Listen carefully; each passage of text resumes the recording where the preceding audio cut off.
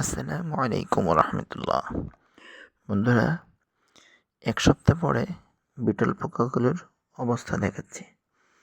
বলেছিলাম প্রতি এক সপ্তাহ পর পর ওদের কী অবস্থা সেটা দেখাবো।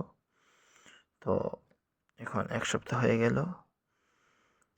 দেখেন, এই যে এরকম গোলাকৃতি হচ্ছে,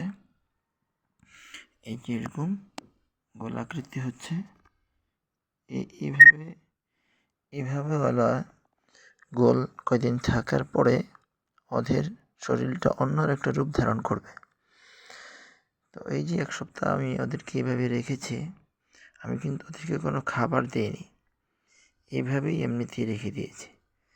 এখনও ওরা জীবিত আছে এবং ওদের শরীরের গঠন ধীরে ধীরে পরিবর্তন হচ্ছে। এই যে একটা লড়ে দেখেন, আমি দেখাচ্ছি এটাকে, এই যে এটা হাটে দেখেন, এক সপ্তাহ ভরে না খেয়ে সে এখনও বেঁচে আছে। অন্যগুলো লড়ে না, এই যে এটা একটু লড়তেছে দেখা যায়, এই যে একটু হালকা হালকা লড়ে দেখা যায়।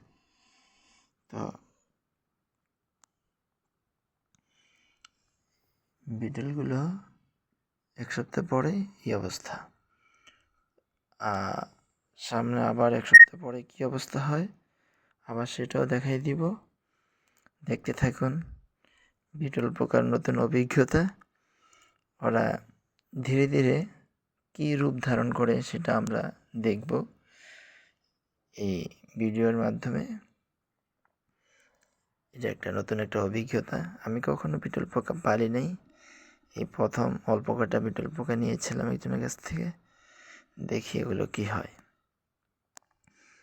এগুলো হাঁস, মুরগি, মাছের একটি ভিটামিনযুক্ত খাবার। তো সবাই ভালো থাকবেন, দোয়া করবেন। আসসালামু আলাইকুম রহমতুল্লাহ।